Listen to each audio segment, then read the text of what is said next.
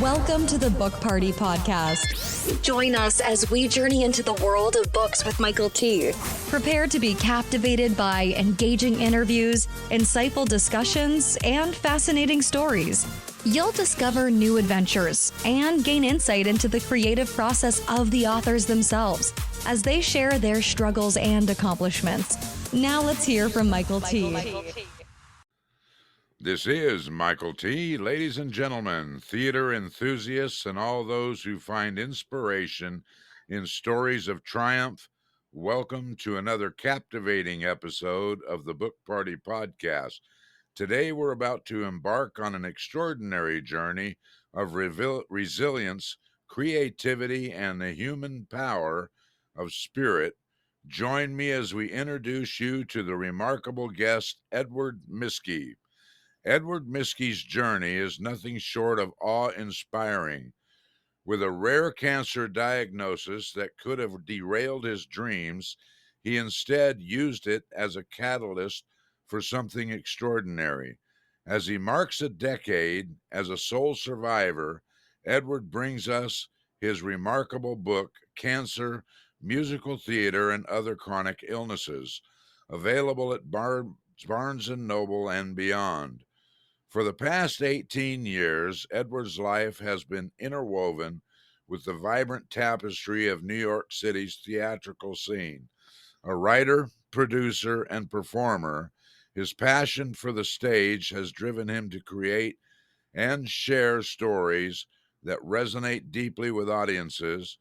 His journey isn't just about surviving, it's about thriving in the face of adversity and crafting a life infused with creativity and purpose.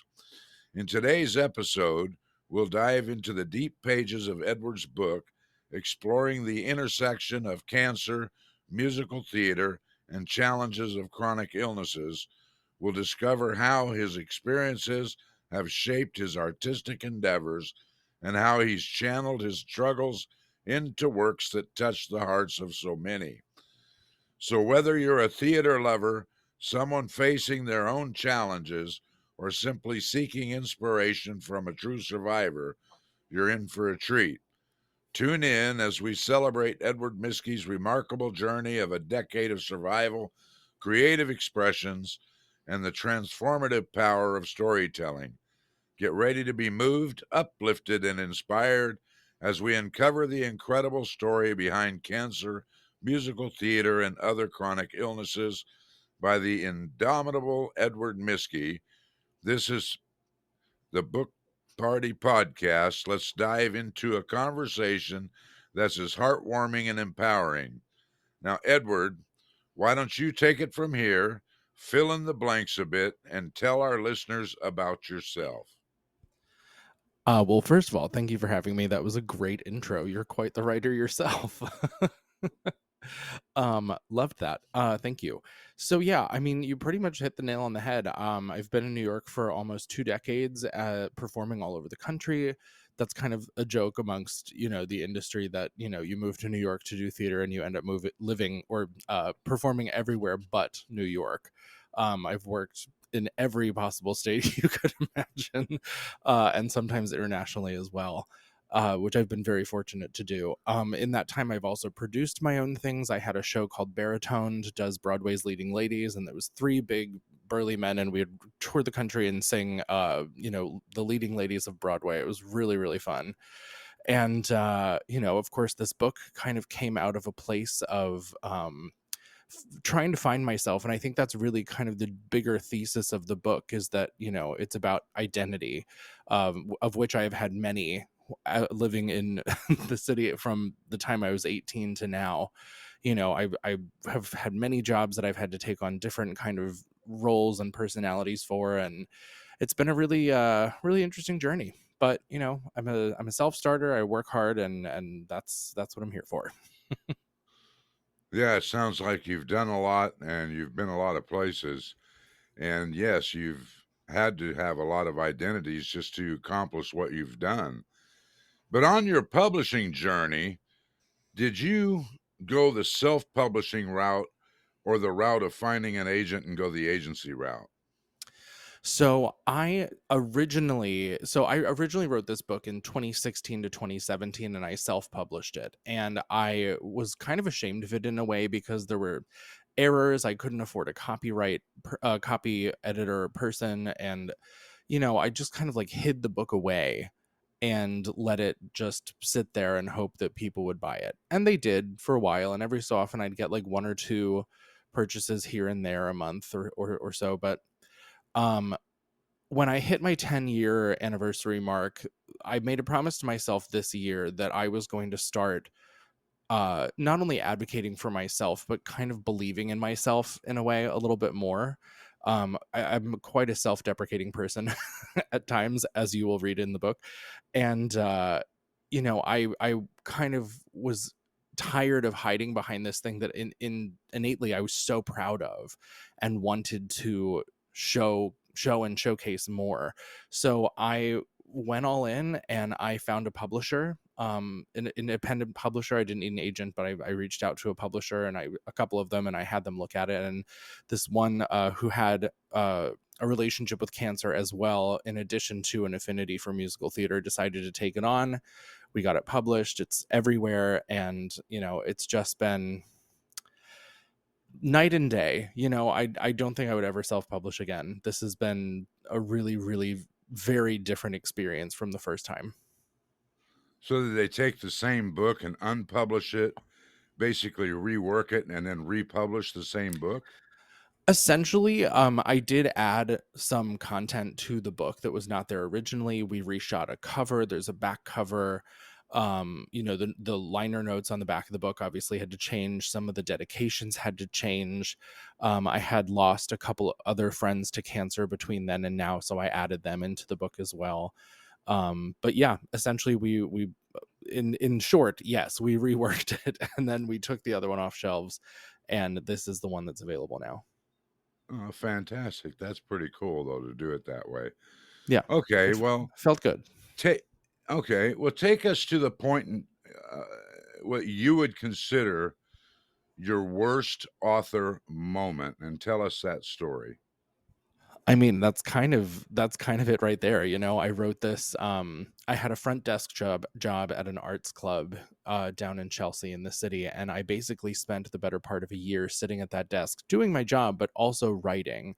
There was lots of downtime, and so I would just brain dump all of this into the page. And I think my biggest author mistake and the worst part about this whole thing was not believing in myself enough to send it out to have publishers look at it and just go the route of self-publishing, because it was like easier and it was more cost effective for me and a couple of other reasons. And not hiring a copy editor, like those were all big mistakes that I made, that were learning lessons that I got to absorb over the last couple years and going at this a second time. But I wish I didn't hold back on it, and I wish that I didn't have so much shame around that piece at the time that it came out. And I wish I would have spent more money on it and dedicated more attention to it to nurture it to get it to where I wanted it to be in the first place. Okay. Well, take us, maybe I call this the epiphany moment, and some people call it the big wow moment or the incredible light bulb moment. It doesn't matter what you were doing except the actual writing itself. And this could have been the first one out, the second one out, doesn't really matter. The incredible wow or the light bulb went off in your head, just all of a sudden something hit you, something big, where you had to get a piece of paper and a pen right now and write it down. Just something just went off in your head. Wow, I got to write this down right now. Do you have a moment like that? I feel like I have moments like that all the time. I have a whole section in my notes app on my phone that's just like, I'll be sitting on the train going to or from work and something will pop in my head and I'll be like, oh, okay. And I'll put that down. Sometimes I'll use a voice memo and I'll talk into my phone about it. I feel like I do that all the time. And I don't even know if there's one particular one that sticks out because it happens so often. I think certainly I can't take credit for the title of the book. That was one of my best friends, Alex. He gave me that, but that was something that I wrote down right away. I was like, that's a great idea. I'm using it. And I did get his permission to use the title, and he is credited for it in the book. But yeah, I think it's something that happens all the time, and I think it happens to everyone. And I think everyone should take those little thoughts and ideas and write them down. Even if it seems dumb at the time. I feel like we are all, in my opinion, born creative geniuses. Then it's kind of beaten out of us later, and being able to keep a little semblance of that alive, even by writing something down that was like a thought or an idea that you had in your head, is like it's been life-changing for me, to say the least.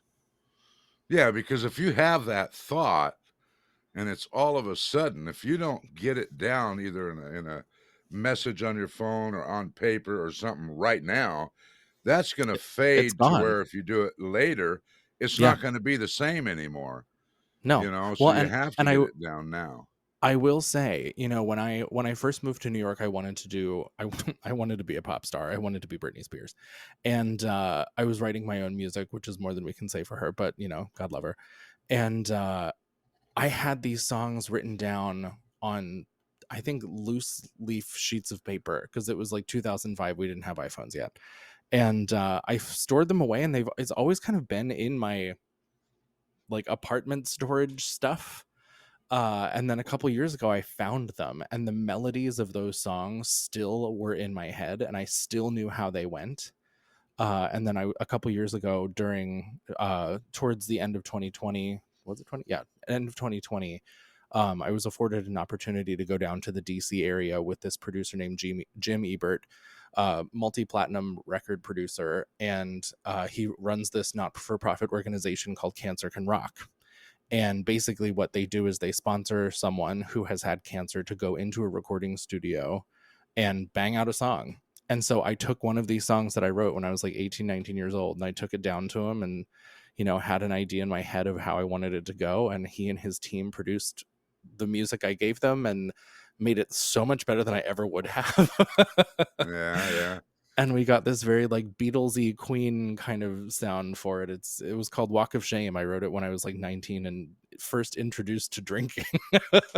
Wow. Yeah, That's so I pretty guess I cool. guess that's kind of like an anecdote that comes to mind when writing stuff down. Like, we're talking 18 years later now, and I finally got a chance to record that. That's really something else. Well, let's go to today. What is the one thing that you're the most fired up about or the most excited about today? Well, I mean, to remain topical with headlines, SAG-AFTRA and the WGA are on strike. It's a labor strike. We're seeing this big labor movement across the country, and just watching that happen is really kind of inspiring. I think it's lovely that the working class people are finally putting their feet down after decades of mistreatment and abuse, and saying no. Like, if you look at the numbers of what's coming into these organizations, these big movie studios and streamers, and the multi millions, in some cases billions of dollars that they are profiting off of, and the literal pennies that they're paying the people who have made what they are profiting off of, the gap is huge. And I am very, very I'm very excited about how this is going to go, because I think the strike is a wonderful movement, and I hope it inspires others. It is inspiring others to kind of do similar things within their respective industries. But I would love to see people being paid fairly, because what the average person in SAG-AFTRA and the WGA make is well under the poverty line. And when you look at that as compared to the hundreds of millions of dollars that these movie studios are profiting, it doesn't, the math ain't mathin'. It doesn't make sense. I understand. This is Michael T. Thank you for being with us this morning. We invite you to go to bookpartypodcast.com, hit that subscribe tab on top, scroll down to the icon of your choice, such as Apple Podcasts, Spotify, Amazon Music, iHeartRadio, or Odyssey. You can find us on one of your favorite platforms. You can download and follow us there. Please leave a review. And don't forget to sign up for our video newsletter get the latest information on our upcoming shows. Now, Edward, we're going to enter the lightning round. In the All right. lightning round, we have 4 pointed questions for 4 pointed answers. So, before you ever became an author, what was holding you back from becoming an author in the first place?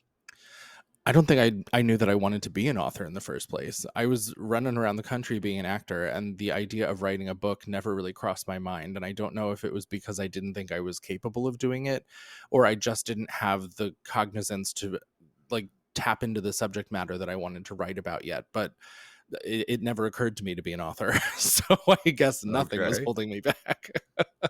Okay. When you were writing, what was the best advice you had ever received? Don't edit as you go. Write everything down, even if it's a hot mess. Just write it down, get like brain dump it, brain vomit everything out onto the page, and then worry about fixing it later. Because like you had said earlier, if you don't write it down, that idea's gone. And so the one of my friends who's also a writer just said, like, write everything down. It doesn't matter. Don't try to shape it. Figure that out later. Just write it down. That's actually one of the things that I had heard doing these podcasts, and I can't tell you who said it. It didn't come from me, but somebody else said this.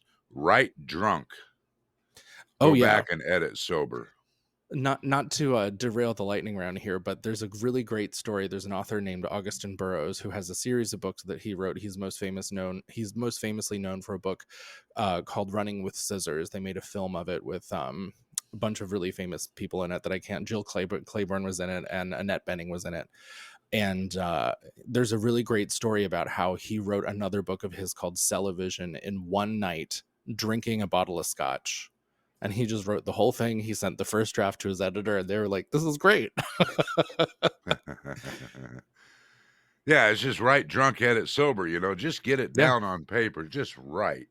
And 100%. then don't worry about sentence structure and punctuation and all that stuff. Just get it down. Yeah, that's And what then when it's editors are time for. to edit, then go back and edit sober. And That that's part. really good advice, just get it down there. Okay. Yeah. Share one of your personal habits that contributes to your success. Oh, I thought that was going to go the other direction, and I was going to say drinking. Uh, Personal habits that contributes to my success. I mean, I think one of my personal habits is like continuing having audacity to do things, like not being afraid to try something, not being afraid to pivot or reimagine or reinvent myself as needed or as I see fit, as I want to, and just being able to say, you know what, I'm going to do this and turn into this direction, and I'm able to do that. And for whatever reason, I'm good at it. I can't explain why. I couldn't tell you, but it's something I've always been able to do. Maybe it's a survival skill. But yeah, I think audacity is my habit. all right. Well, can you share with our listeners an internet resource that you use when you write? Ooh, an internet resource that I use when I write. At the time I wrote this book, I was using this cloud program called Celtics. It's very similar to Final Draft, which was way more expensive. But it's like, I think $10 a month, or was at the time, and you're able to just like write either a screenplay or a book or whatever have you on this, and you can log into it from anywhere and continue editing. And that was a huge contributor to me being able to write at work and get things done. So not sponsored, but Celtics, it's a great website. I love it. Right. Okay. Okay, Edward, we're going to enter the grand finale. And maybe you can tell our listeners a way that they can get in touch with you or follow you, find your book. But take your time and tell our listeners about your book. Okay, I will. So like you had said, the book is called Cancer, Musical Theater, and Other Chronic Illnesses. And my tagline that we've come up to describe this is that it is a funny as cancer can be fantasy nonfiction musical theater fever dream about surviving cancer, being alive, and personal identity. The reason why I chose that is because, yes, it is autobiographical, but it's not in the sense that it's like, and then in 1923, I went to it's not Wikipedia style autobiography. It's very heightened reality, which is like the fantasy nonfiction kind of thing, where we are slipping out of musical theater moments throughout the course of being treated as a cancer patient. And the reason I did that is because the cancer experience is so ridiculous and so inhumane at times and so funny at times, like the shit Yeah. you have to go through, right? That I felt the only way that I could appropriately, or I guess with justice, convey the way that it felt to be in that situation was to adhere it to different musicals. So each chapter of the book is themed like a different musical, and as you go through whatever is happening to me in my cancer experience, there are characters from that musical that pop up as doctors and whatever, and they kind of like treat you as they would if they were the character from that show. You don't have to be a huge musical theater fan to read the book. It just adds another layer to it if you're reading it and you happen to know what the hell I'm talking about.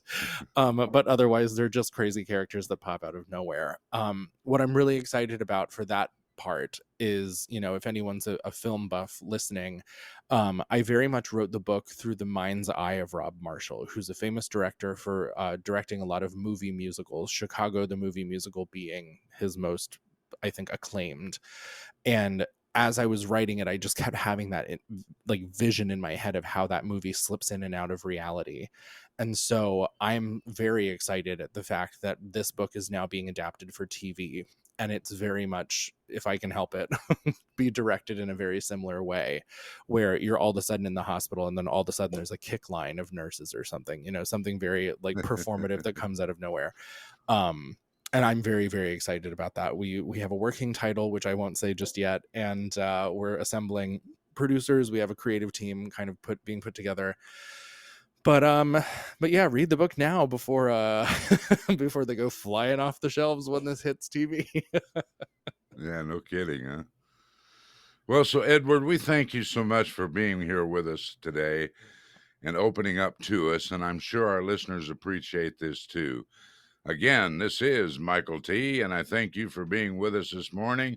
To all our listeners, I would invite you to go to bookpartypodcast.com, hit that subscribe tab on top, then scroll down to the icon of your choice where you can find us on one of your favorite platforms, such as Apple Podcasts, Spotify, Amazon Music, iHeartRadio, or Odyssey. You can download and follow us there. Please leave a review. And don't forget to sign up for our video newsletter to get the latest information for our upcoming shows. Book Party Podcast is owned and powered by MTM Legacy Publishing, LLC. This is Michael T., and we are powering off. You must not miss our next episode as we delve into a world of inspiration, entertainment, and thought-provoking insights. Join Michael T. on the next Book Party podcast and experience a new adventure, a new story, and a complete immersion into the world of Pages Unveiled, Chronicles of the Writing Journey.